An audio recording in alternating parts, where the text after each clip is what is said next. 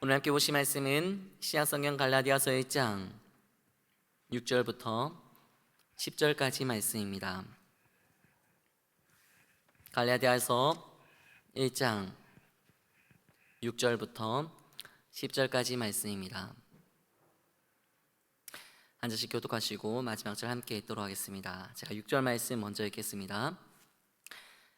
그리스도의 은혜로 너희를 부르신 이를 이같이 속히 떠나 다른 복음을 따르는 것을 내가 이상하게 여기노라. 다른 복음은 없나니 다만 어떤 사람들이 너희를 교란하여 그리스도의 복음을 변하게 하려 함이라.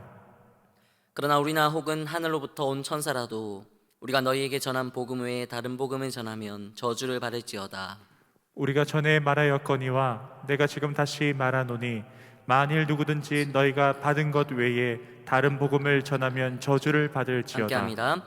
이제 내가 사람들에게 좋게 하랴 하나님께 좋게 하랴 사람들에게 기쁨을 구하랴.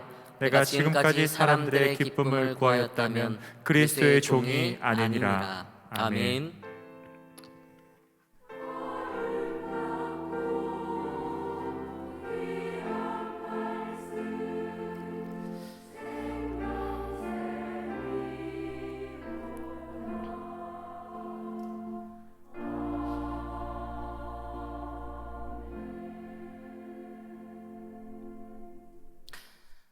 다른 복음이 없나니 라는 제목으로 함께 말씀 나누도록 하겠습니다.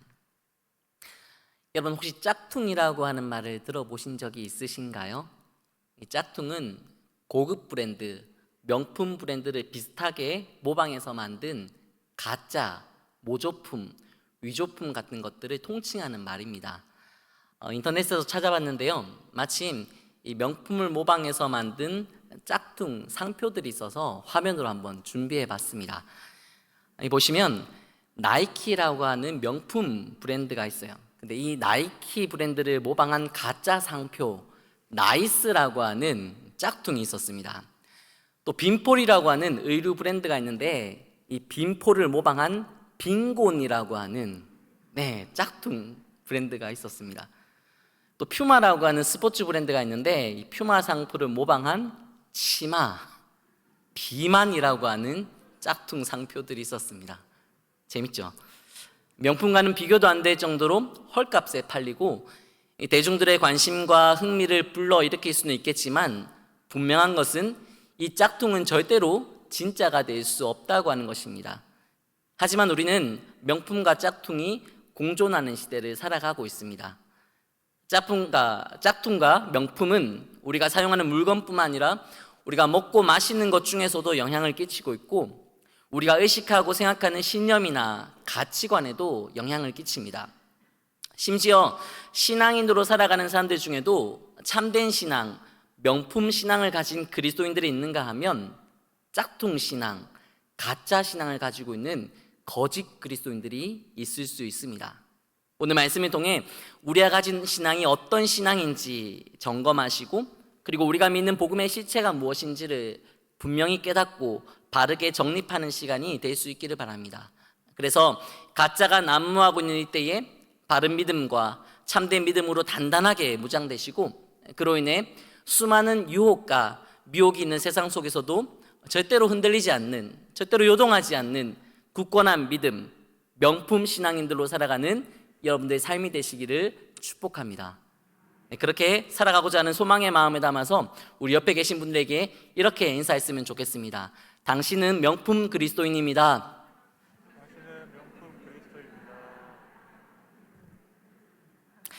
오늘 본문에서 바울은 다른 복음이라고 하는 표현을 사용하면서 이 다른 복음을 따르는 성도들의 연약함에 대해 지적하고 있습니다. 여기서 다르다고 하는 것은 진짜와는 본질적으로 다른 이질적인 것을 의미하는 것입니다. 이 다른이라고 하는 단어는 성경에서 종종 참된 것과 진리에 반대되는 개념으로 사용되었습니다. 즉 참된 것이 아닌 거짓, 진짜가 아닌 가짜라고 하는 것이죠. 그래서 본문에서 제시되고 있는 다른 복음을 보다 이해하기 쉽게 표현을 하면 거짓 복음, 가짜 복음, 짝퉁 복음이라고 하는 말로 대체할 수 있습니다. 당시 갈라디아 교회 성도들이 바로 이와 같이 참된 복음이 아닌 거짓 복음, 가짜 복음, 짝퉁 복음을 따르고 있었다고 하는 거예요. 그들은 왜 이처럼 다른 복음을 따랐던 것일까요? 그 이유를 파악하기 전에 진짜 복음이 무엇인지를 먼저 한번 알아봅시다. 마가복음 1장 1절 말씀인데요, 우리 같이 한번 읽어보도록 하겠습니다. 하나님의 아들 예수 그리스도의 복음의 시작이라. 여기 보시면 본문의 저자 마가는 하나님의 아들이신 예수 그리스도의 복음이 시작되었다, 그렇게 선포합니다. 오늘 본문 7절에서도 그리스도의 복음이라고 하는 말이 등장하는데, 이 그리스도의 복음을 원어 그대로 직역을 하면 그리스도에 대한 복음이라고 하는 뜻입니다. 이것은 복음이 그리스도와 때려와 뗄 수 없는 것이고, 그리스도로부터 시작되고 그리스도로 말미암아 복음이 완성된다, 그런 의미입니다. 다시 말해 그리스도가 곧 복음입니다. 우리가 사복음서라고 부르는 마태복음, 마가복음, 누가복음, 요한복음은 그리스도께서 어디에서 태어나셨고, 또 이 그리스도께서 무슨 일을 하셨으며 어떻게 죽으셨고 어떻게 부활하셨는가에 대해서 기록을 하고 있습니다. 우리는 이 책들을 모두 복음서라고 말합니다. 왜냐하면 그리스도가 곧 복음인데, 복음이신 그 그리스도의 생애와 행적에 대해 기록한 책들이 바로 이 복음서들이기 때문입니다. 그러므로 우리가 복음을 전한다고 하는 것은 곧 그리스도를 전한다고 하는 뜻입니다. 또 복음을 듣고 믿고 받아들였다고 하는 것은 곧 예수 그리스도를 삶의 주인으로 모시고, 그리고 그 그리스도를 자신을 구원하실 분으로 믿고 영접했다고 하는 뜻입니다. 그리스도가 빠진 복음은 복음이라고 할 수 없고, 그리스도가 없는 복음은 무의미하며 무가치한 것입니다. 자, 이러한 사실을 근거로 오늘 본문에서 말하고 있는 다른 복음의 실체가 무엇인지 우리는 짐작해 볼 수 있습니다. 다른 복음, 그것은 바로 그리스도가 빠진 복음입니다. 그리스도가 빠져서 복음이 아닌 것이 복음인 것처럼 둔갑된 것이 바로 오늘 본문에서 말하고 있는 다른 복음입니다. 이 부분은 좀 더 확실히 이해하기 위해 오늘 본문 6절 말씀 같이 한번 읽어보도록 하겠습니다. 6절 말씀 함께 읽겠습니다. 그리스도의 은혜로 너희를 부르신 이를 이같이 속히 떠나 다른 복음을 따르는 것을 내가 이상하게 여기노라. 그리스도는 복음 그 자체이며 우리를 위한 복음이 되어 주셨습니다. 원래 우리는 죄로 인해 하나님과 단절되었고 하나님과의 관계가 깨어졌으며 도무지 하나님 앞으로 나아갈 수가 없는 자들이었습니다. 근데 스스로 아무것도 할 수 없었던 우리를 위해 하나님은 독생자이신 예수 그리스도를 보내주십니다. 그분 그리스도로 말미암아 하나님과 우리 사이에 막혔던 담이 허물어졌고, 끊어졌던 하나님과 우리의 관계의 줄이 다시 이어지게 되었습니다. 죄로 인해 죽을 수밖에 없었던 우리가 영원한 생명을 누릴 수 있는 자들이 되었습니다. 우리가 수고하고 우리가 노력한 결과가 아닙니다. 우리가 가진 조건이나 자격 때문에 주어진 것도 아닙니다. 모든 것이 하나님께서 베풀어 주신 은혜의 결과입니다. 하나님의 은혜로 말미암아 그리스도가 우리에게 주어졌고, 그분 그리스도를 통해 우리는 복음을 만나고 참된 복음이신 그분을 누리게 되었습니다. 그런데 갈라디아 교회 성도들은 이러한 은혜를 베푸신 하나님을 떠나 다른 복음을 따랐습니다. 진짜 복음, 참된 복음이신 그리스도를 떠나 복음이 아닌 다른 것, 가짜이고 거짓된 것을 따랐습니다. 이것은 바울이 이해할 수 없는 일이었고 6절 말미에서 본인이 언급하고 있는 것처럼 이상히 여길 만한 일이었습니다. 7절에서 바울은 이들이 다른 복음을 따르게 된 이유에 대해 다음과 같이 진단합니다. 어떤 사람들이 너희를 교란하여 그리스도의 복음을 변하게 하려 함이라. 여기는 어떤 사람들이 등장하는데, 그들은 성도들을 교란하게 하였습니다. 교란하게 했다고 하는 것은 마음을 흔들어서 중심을 잃어버리게 했다, 불안하고 두려움에 떨게 만들었다라고 하는 뜻입니다. 그들로 인해 그리스도의 복음이 변질되었습니다. 참된 복음이 거짓 복음, 다른 복음이 되었고, 진짜 복음이 가짜 복음, 짝퉁 복음이 되어버렸습니다. 그래서 성도들의 마음을 흔들었고 성도들의 마음을 불안하게 만들었다고 하는 것입니다. 그렇다면 이처럼 잘못된 복음, 복음이 아닌 복음을 전함으로 성도들의 마음을 흔들어 놓은 이 사람들은 도대체 어떤 사람들일까요? 그들은 바로 유대 율법주의자들이었습니다. 바울은 갈라디아서 본문 전반에 걸쳐서 율법주의자들의 실체를 드러내면서 그들의 주장을 조목조목 반박합니다. 그러므로 갈라디아서 곳곳에서 이어지고 있는 바울의 주장과 변증을 통해 당시 성도들을 교란시킨, 성도들의 마음을 두렵게 만든 이 율법주의자들이 어떤 것을 주장하고 어떤 것을 강조했는지를 알 수 있습니다. 이 율법자들의 주장을 정리해보면 그들은 자격이 없는 자들, 죄인으로 태어나 죄를 지을 수밖에 없는 자들, 그래서 스스로 구원에 이를 수 없는 자들에게 베풀어 주시는 하나님의 은혜를 축소시키거나 인정하지 않았습니다. 그리고 그 은혜로 말미암아 값없이, 조건 없이 주어지는 구원 또한 온전한 것이 아니라고 주장합니다. 그 대신 그들은 구약에 제시되어 있는 율법을 완벽하게 준수하고 아브라함 때부터 계속해서 이어지는 할례를 받아야지만 비로소 완전한 구원에 이를 수 있다고 주장하였습니다. 그래서 그들은 하나님의 은혜로 말미암아 구원받았다고 믿으며 안심하고 있던 성도들에게 율법을 지켜야 한다고 주장해서 성도들의 마음을 흔들어 놓았습니다.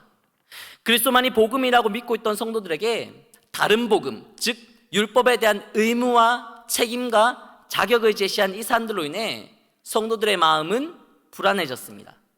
바울은 이와 같이 주장하는 자들은 저주받을 자들이라고 말합니다. 8절에서 바울은 복음을 전하는 자가 천사라고 할지라도 그가 그리스도가 아닌 다른 복음을 전하면 그가 저주를 받을 것이라고 말합니다. 또 9절에서 복음을 받은 너희, 즉 그리스도를 믿고 그리스도를 영접한 너희들도 그리스도가 아닌 다른 것을 복음으로 삼고 다른 것을 전하면 그 저주를 받게 될 것이다, 그렇게 말합니다. 다시 말해 바울은 성도들에게 그리스도가 아닌 다른 것을 복음이라고 전하는 복음주의자들, 이들을 주의하라고 하면서 동시에 그리스도가 아닌 다른 것을 복음 삼고 살아가려고 하는 성도들의 연약함까지도 경계시키고 있는 것입니다. 왜 그렇습니까? 그렇게 살면 저주를 받기 때문에. 여러분, 우리는 이미 하나님의 은혜로 말미암아 구원받은 자들입니다. 그리고 영원한 구원의 완성을 향해 하나님의 은혜를 전적으로 의지하며 살아가고 있습니다. 그런 우리에게 오늘 본문의 말씀은 참 어색하고 생소한 말씀인 것처럼 느껴집니다. 하나님의 은혜가 이렇게 감사한데 어떻게 이 크신 하나님의 은혜보다 율법을 앞세울 수가 있지? 생명 바쳐 나를 살려주신 그리스도의 복음이 그 무엇보다 소중하고 나에게 귀한데 어떻게 그리스도가 아닌 다른 것을 의지하고 그 다른 것을 복음으로 둔갑시킬 수가 있지? 그렇게 생각할 수 있어요. 그러나 우리는 경험을 통해 너무나 잘 알고 있습니다. 하나님의 은혜가 정말로 귀하고 감사하지만, 그것은 분명한 사실이지만 우리는 하나님의 은혜를 너무나 자주 잊어버리고 살아갑니다. 그리스도의 복음이 전부인 것은 분명한 사실이지만, 그것을 모르는 게 아니지만 우리는 수시로 복음이 아닌 다른 것으로 우리의 만족을 채워가려고 합니다. 그래서 하나님의 은혜로 말미암은 승리와 만족과 감사를 누리며 살기보다는 실제로는 불평과 원망을 하고 실패감을 더 자주 경험합니다. 복음으로 무장되어 견고한 믿음의 삶을 이어가는 모습보다는 넘어지고 실족하여 절망하고 있는 자신의 모습을 발견할 때가 훨씬 더 많습니다. 여러분, 그렇지 않습니까? 이유가 뭘까요? 하나님의 은혜가 부족하기 때문인가요? 복음의 능력이 나타나지 않아서 그렇습니까? 그렇지 않습니다. 그 크신 하나님의 은혜는 절대로 부족하지 않습니다. 그분의 은혜로 허락하신 복음의 능력 또한 절대로 작지 않습니다. 그럼에도 불구하고 부족함 없는 하나님의 은혜를 믿고 절대로 작지 않은 복음의 능력을 인정하며 살아가는 우리의 삶에 불평이 있고 원망이 있고 실패가 있고 절망이 있고 죄책감이 주는 고통이 극심한 이유가 뭘까요? 정말 아이러니하게도 우리가 율법주의에 매여 살아가고 있기 때문입니다. 하나님의 은혜를 전적으로 믿고 복음의 능력을 소망으로 삼고 살아간다 하면서도 실제로는 율법주의에 매여 있다니, 그런데 그럴 수 있습니다. 이러한 사실을 인정하고 받아들이기 위해서는 복음과 율법의 차이점에 대한 이해가 필요합니다. 이 복음과 율법의 가장 두드러진 차이점은 복음은 철저하게 하나님 의존적이지만 율법은 철저하게 자기 중심적이라고 하는 것입니다. 복음을 따르는 사람들은 모든 것이 하나님의 은혜로 말미암은 것이라고 하는 사실을 인정하기 때문에 자신을 드러내지 않고 자신에게서 높임받을 만한 어떠한 근거도 어떠한 가능성도 찾지 않습니다. 그러나 율법을 따르는 사람들은 무엇인가를 감당한 자신을 드러내면서 자신의 신분, 자신의 혈통, 자신의 공로, 자신의 특별함, 자신의 우월함, 이런 것들을 부각시키려고 합니다. 이와 같이 복음과 율법의 차이점에 대해 우리는 잘 알고 있습니다. 그런데 문제는 우리가 아직 완전한 구원에 이르지 못했다고 하는 사실을 인식하지 못하는 데 있습니다. 여러분, 이게 무슨 말일까요? 사실 사람들은 누구나 율법주의자들로 태어납니다. 율법주의는 누군가로부터 교육을 받거나 경험을 통해 습득되는 것이 아닙니다. 율법주의는 우리의 본성입니다. 누구나 자신을 앞세우고 자기 뜻, 자기 생각을 고집하려고 하는 본성을 가지고 살아갑니다. 그러한 자기 뜻, 자기 생각이 율법이라고 하는 것과 만나게 되면 그 율법을 앞세우고 고집하는 율법주의자가 됩니다. 우리를 택하여 자녀 삼아주신 하나님의 전적인 은혜로 우리는 복음 대신 그리스도를 만났고 믿고 그리스도를 구주로 영접하였습니다. 그러나 우리는 이 땅에서 여전히 그리고 수시로 율법 지향적인 본성의 지배를 받으며 살아갑니다. 자신을 드러나게 해주는 행동, 자신이 중요하다고 생각하는 가치, 자신의 존재를 입증해주는 이런 것들을 내세우고 집착하면서 자신과 다른 뭔가를 거부하고 거절하고 비난하려고 하는 것, 이것이 우리의 본성이고 율법주의라고 하는 것입니다. 그렇다면 은혜 받은 자로서, 복음을 맛본 자들로서 우리는 어떻게 살아야 할까요? 연약한 자신의 본성을 인정하고 부지런히 자신의 본성과 싸워야 합니다. 자기 뜻, 자신의 정욕에 지배당하지 않도록 하기 위해 자신을 높이고 자신을 드러내고 싶어하는 욕망에 휩쓸리지 않도록 하기 위해 또 자신만 옳고 자신만 맞고 다른 사람들은 틀렸다고 하는 자기 중심적인 모습대로 살지 않기 위해 끊임없이 부단히 하나님을 찾고 그분의 도우심을 의지해야 합니다. 은혜를 받아 구원받기 위해서가 아닙니다. 복음을 누리기 위해서가 아닙니다. 이미 구원받은 자들로서, 이미 복음의 능력을 맛보고 경험한 자들로서, 그러나 또한 아직 완전한 구원에 이른 온전한 존재가 아닌 자들로서 이렇게 구별된 삶을 통해 주어진 은혜가 드러나고 나타나고 증거되도록 노력해야 합니다. 자신이 여전히 본성의 지배를 받고 본성의 영향력 아래 살아갈 수밖에 없는 존재라고 하는 것, 그거 인정하며 본성대로 살려고 하는 생각을 비우고 본성대로 범하고 있는 죄를 단호하게 배격하고 본성대로 자기를 드러내는 자가 아니라 부단히 자신을 부인하는 자로 살기 위해 여러분 몸부림치며 살아가셔야 합니다. 이것은 절대로 쉽지 않은 일입니다. 그래서 예수님은 자기 본성을 거스르고 자신을 부인하고 내려놓는 이러한 삶을 십자가 지는 삶이라고까지 말씀하셨습니다. 이러한 구별된 삶은 십자가를 지는 것과 같은 고통, 인내, 희생으로만 가능하기 때문입니다. 그러나 거듭 말씀드리지만 이것은 무엇인가를 얻기 위한 수단이 아니고 어떠한 목적을 성취하기 위한 자격이나 조건으로서의 행동도 아닙니다.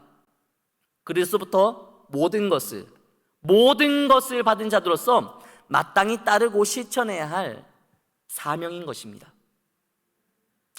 세계 제2차 대전 때 독일에서 활동했던 본 회퍼라고 하는 신학자가 있습니다. 저희들이 선한 능력으로라고 하는 찬양을 자주 부르는데 그 찬양 작사한 사람이죠. 2차 대전 당시 수많은 독일 교회와 성도들이 히틀러의 반인류적인 행동을 정당하고 옳은 것이라고 지지하면서 전쟁을 부추기고 이 전쟁을 용인하였습니다. 그런데 보네퍼는 이렇게 주장하는 사람들과 여론에 휩쓸리지 않고 히틀러의 나치 정권에 대항하다가 이 히틀러를 암살하려고 하는 계획에 동참했다고 하는 이유로 처형당했습니다. 그가 생전에 기록한 나를 따르라라고 하는 책이 있는데 보네퍼는 이 책에서 그리스도의 부르심에 대해 이렇게 설명하고 있습니다. 그리스도께서 우리를 부르실 때는 와서 죽으라고 명령하시는 것이다. 다시 볼까요? 우리 함께 읽어봅시다. 그리스도께서 우리를 부르실 때는 와서 죽으라고 명령하시는 것이다. 예수님이 제자들을 부르셨을 때 그때 제자들에게는 이전과는 다른 새로운 삶이 펼쳐졌습니다. 마찬가지로 우리가 살면서 경험하는 중생, 이 거듭남이라고 하는 삶의 중차대한 변화는 그리스도의 부르심으로부터 시작됩니다. 그 부르심은 우리의 행동이나 우리의 신분이나 우리의 자격이나 특별함을 근거로 얻게 되는 것이 아니라 전적인 하나님의 은혜로 거저 주어지는 것입니다. 그러나 전적인 하나님의 은혜로 부르심을 받았다고 해서 그게 끝이 아닙니다. 이 부르심을 받은 후에 우리가 해야 할 일이 사라지거나 소멸되는 것도 아닙니다. 오히려 그때로부터 우리에게는 실천해야 할 분명한 사명이 주어집니다.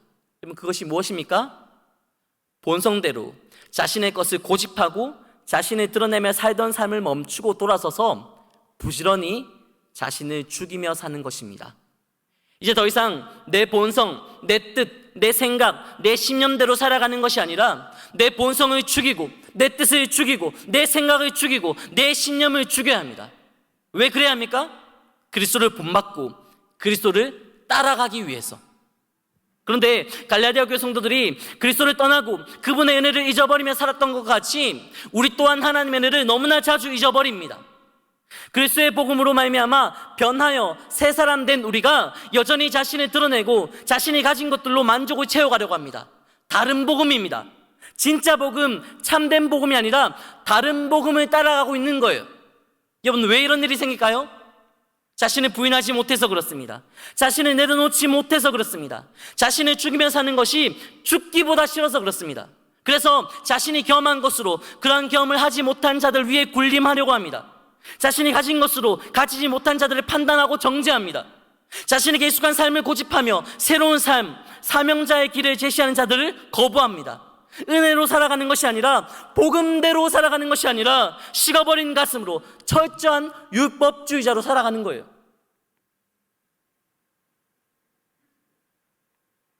여러분, 오늘날 이 시대는 정보 홍수의 시대입니다. 원하고 바라는 정보가 있다면 누구나 손쉽게 얻을 수 있습니다. 또 오늘날 이 시대는 물질 만능주의 시대입니다. 필요한 것이 있다면 무엇이든 쉽게 구할 수 있고 쉽게 손에 넣을 수 있습니다. 그렇다 보니 특별히 모자라거나 부족하다는 생각 없이 무엇인가를 간절히 원하고 바라고 소망하는 마음 없이 모든 사람들이 현실에 그럭저럭 적응하면서 자족하며 나름 잘 살아갑니다. 그러나 우리가 어떤 시대를 살아가든지 우리가 사는 시대가 좋은 시대든지 좋지 않은 시대든지 변하지 않는 사실이 하나 있습니다. 우리는 언제나 복음의 영향력 아래 살아가야 한다고 하는 것입니다. 원하는 것을 다 얻고 바라는 것들을 다 손에 쥘 수 있다 하더라도 하나님의 은혜 없이는 단 하루도 단 한순간도 살아갈 수 없다고 하는 것입니다. 왜냐하면 지금 우리는 절대로 온전한 존재도 아니고 절대로 완성된 존재도 아니기 때문입니다. 빌립보서 3장 12절 말씀 우리 같이 한번 읽어보도록 하겠습니다. 앞에 보시고 함께 읽겠습니다. 내가 이미 얻었다 함도 아니요 온전히 이루었다 함도 아니라 오직 내가 그리스도 예수께 잡힌 바 된 그것을 잡으려고 달려가노라. 아멘. 우리가 잘 알고 있는 것처럼 바울은 세계 선교를 위한 발판을 마련한 사람으로서 아주 위대한 일을 이룬 사람입니다. 수많은 은사를 누려받고 이 사람은 하나님 나라까지 다녀온 사람입니다. 그쯤 되면 자신을 드러내고 자신의 경험과 자신의 체험을 자랑하고 자기 방식을 고수하고 집착하려고 하는 율법주의자가 될 수 있습니다. 그러나 그런 생각, 그런 자부심으로 복음을 전한다면 그 복음 다른 복음입니다. 그리고 그런 삶에 만족하며 살아간다면 그것은 참된 복음이 아니라 다른 복음대로 살아가는 것입니다. 그러나 감사하게도 위대한 일을 이루었고 수많은 열매와 성취와 결실을 맛보았지만 바울은 자신이 완전한 자가 아니며 자신이 온전히 이룬 것도 아니라고 하는 사실을 알았습니다. 하나님의 은혜가 없으면 복음의 능력 안에 붙잡히지 않으면 아무것도 소용없다고 하는 것을 절감하며 살았습니다. 그래서 그는 여전히 하나님의 은혜를 향하여 참된 복음의 능력을 붙잡기 위하여 부지런히 달려가겠다고 결단하며 고백합니다. 이러한 삶이 가능했던 이유, 다른 복음에 쓸리지 않고 참된 복음대로 살고 하나님의 은혜만을 붙잡고 의지하며 살 수 있었던 비결이 있습니다. 바울은 언제나 자신을 하나님 앞에 세우고 그분께서 주시는 말씀 앞에 세웠습니다. 하나님 앞에 서니 절대로 우쭐해질 수 없습니다. 하나님의 말씀 앞에 서니까 절대로 교만해질 수가 없습니다. 이쯤 하면 됐다고 하는 아니란 생각조차 품을 수 없습니다. 오히려 시간이 가면 갈수록 더 굴복하고 더 엎드리게 되었습니다. 세월 지나갈수록 더 의지할 것밖에 보이지 않았습니다. 여러분, 우리는 바울이 기록한 말씀을 통해 이러한 바울의 삶을 확인할 수 있습니다. 바울의 사역 초창기였을 때 바울은 자기 자신을 이렇게 소개합니다. 나는 사도 중에 가장 작은 자다. 나는 사도라 칭함받기도 감당하지 못할 자다. 아주 겸손한 고백이죠. 근데 시간이 더 지났을 때 바울은 자신을 더 낮추어서 이제는 내가 모든 성도 중에 지극히 작은 자보다 더 작은 자다, 그렇게 고백합니다. 그러나 거기서 멈추지 않죠. 사역 말기입니다. 순교할 때가 되었을 때 바울은 자신을 더 낮추어 이렇게 고백합니다. 죄인 중에 내가 괴수다. 수많은 성과를 내고 수없이 많은 일을 완수했음에도 불구하고 바울이 자신을 이전보다 더 부족한 존재, 더 연약한 존재, 더 불완전한 존재라고 고백했던 것은 그의 믿음이 약해졌기 때문이 아닙니다. 하나님을 향한 시선이 흐려졌기 때문이 아닙니다. 오히려 하나님을 향한 시선이 더욱 이전보다 더욱 선명해졌기 때문입니다. 하나님 앞에 서서 그분의 은혜가 얼마나 깊은지, 그분의 사랑이 얼마나 귀한 것인지를 이전보다 더욱 자세하게, 더욱 분명히 절감하며 살았기 때문에 가능한 고백입니다. 하나님을 깊이 만나면 만날수록, 하나님의 은혜와 사랑을 더 선명하게 마주하면 마주할수록 자신은 더 미약한 존재, 더 비천한 존재, 더욱 벌레 같은 존재로 보입니다. 그래서 점차 하나님만 높이고 바울 자신은 온전히 내려놓고 부인하는 진짜 복음의 사람으로 살아갈 수가 있었던 것입니다. 여러분, 만약 우리가 바울처럼 점점 비우고 낮추며 살지 못하고 그와 반대로 점점 채우고 점점 높아지며 살아가려고 한다면 그 이유는 분명합니다. 하나님 앞에 서지 않기 때문이에요. 하나님의 말씀 앞에 자신을 세우지 못하기 때문입니다.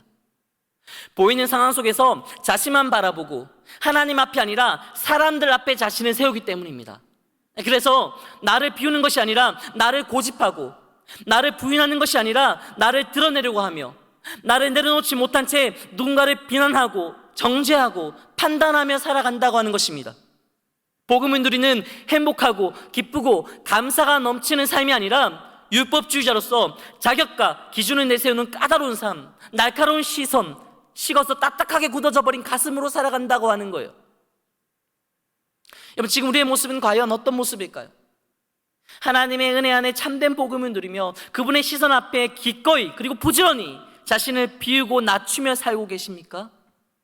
혹시 스스로가 만들어낸 다른 복음의 굴레 안에 갇혀서 스스로는 원망과 실망과 절망의 늪에 빠져 있고 다른 사람들은 끊임없이 비난하고 평가하고 판단하는 냉랭한 율법주의자의 모습으로 살아가고 있는 것은 아닐까요?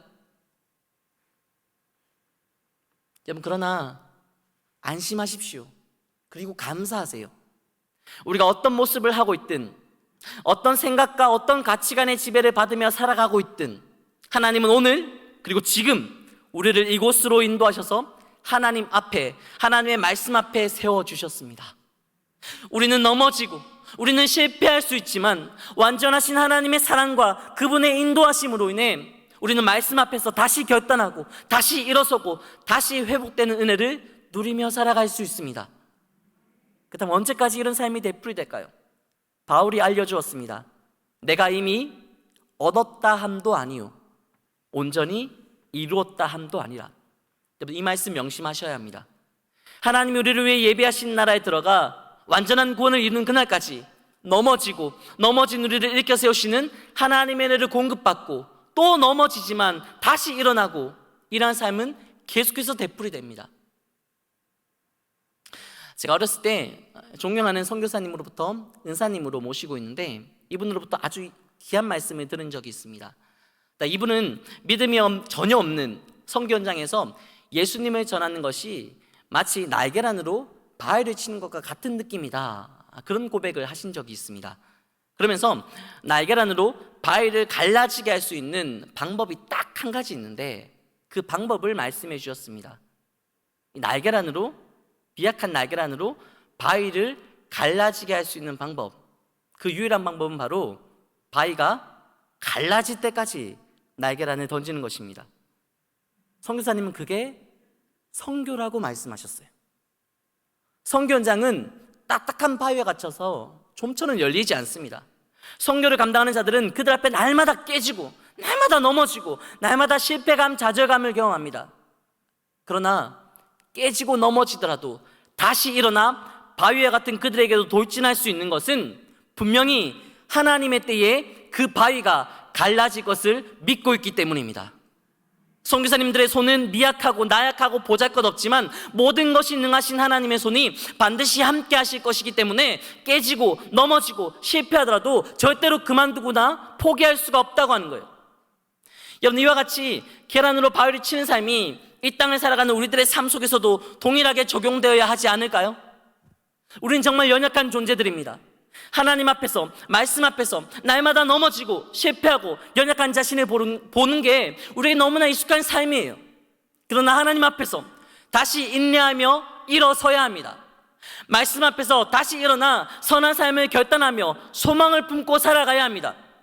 하나님 앞에서 떠나 율법주의자가 되지 말고 하나님을 의지하며 다시 주어진 십자가를 짊어져야 합니다. 말씀 앞에서 떠나 정욕대로 살지 말고 또다시 말씀 붙잡고 말씀대로 살아가셔야 합니다. 우리를 선택하신 하나님은 절대로 우리를 내버려 두지 않으시고 다시 일어나게 하실 것입니다. 그리고 하나님의 때에 하나님의 품 안에서 우리가 다시 복음이 주는 기쁨과 참된 복음을 말미암은 감사를 누리도록 인도해 주실 것입니다. 그러므로 이러한 하나님의 시선을 의식하며 넘어져도 실패해도 다시 일어나 하나님 앞으로, 말씀 앞으로 끊임없이 나아가시고 복음이신 예수 그리스도께서 허락하시는 위로와 평안과 안식으로 인해 진정한 회복을 누리며 살아가시는 여러분들의 삶이 되시기를 축복합니다. 오늘 본문 마지막 절이죠. 본문 10절 말씀 함께 읽어보겠습니다. 함께 읽겠습니다. 이제 내가 사람들에게 좋게 하랴, 하나님께 좋게 하랴, 사람들에게 기쁨을 구하랴. 내가 지금까지 사람들의 기쁨을 구하였다면 그리스도의 종이 아니니라. 저는 하나님의 말씀을 연구하고 설교하는 목사입니다. 복음을 전하고 하나님의 말씀을 전한다고 하는 저에게 수시로 걸림이 되고 고민이 되는 걱정거리가 하나 있어요. 그게 뭐냐면 제가 참 설교를 재미없게 한다는 거예요. 제 설교가 참 재미없습니다. 말도 어눌하고 말투도 분명하지 않고 온전하지 않고 재미도 없습니다. 이건 총체적인 난국이에요. 그래서 소상하고 고민하고 있던 저에게 본문 10절의 말씀은 깊은 울림을 주었습니다. 내가 사람들에게 좋게 하랴, 하나님께 좋게 하랴. 사실 저의 고민은 복음을 제대로 증거하지 못한 데서 오는 고민이 아니었습니다. 복음을 이용해 사람들에게 말 잘한다고, 설교 잘한다고, 나름 뭔가 잘한다고 인정받고 싶어하는 마음에서, 그런데 말투도 분명하지 않고 재미도 없고 이런 것에서 오는 고민이었습니다. 이 말씀을 전한다고 하는 목사가, 복음을 전한다고 하는 목사가 이렇게 사람들을 이용해서 자신을 높이려고 하고 복음이라고 하는 것을 수단 삼아 스스로를 높아지려고 한다면 목사라고 해도 이렇게 망가질 수 있고 이렇게 변질될 수 있습니다. 여러분, 복음은 그리스도입니다. 그리스도 말고 내가 부각되거나 사람들을 좋게 하려고 하는 의도로 복음 이용한다면 그거 다른 복음입니다. 내가 살고 내가 드러나기를 바란다면, 사람들을 좋게 하고 그래서 그들에게 인정받기를 원한다면 그건 복음대로 사는 것이 아니라 복음을 거부하며 사는 겁니다.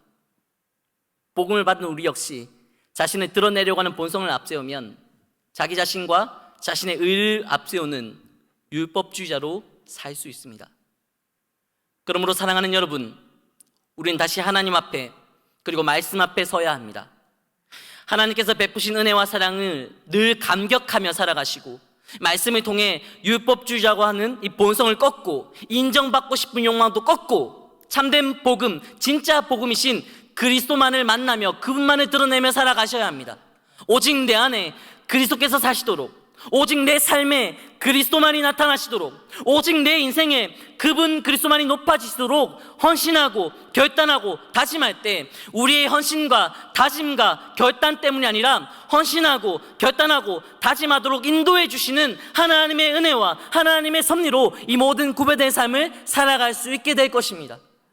그러므로 실패하더라도 다시 일어나 하나님 앞으로 나아가시기를 바랍니다. 넘어지더라도 또다시 일어나 말씀 앞에 설 수 있기를 바랍니다.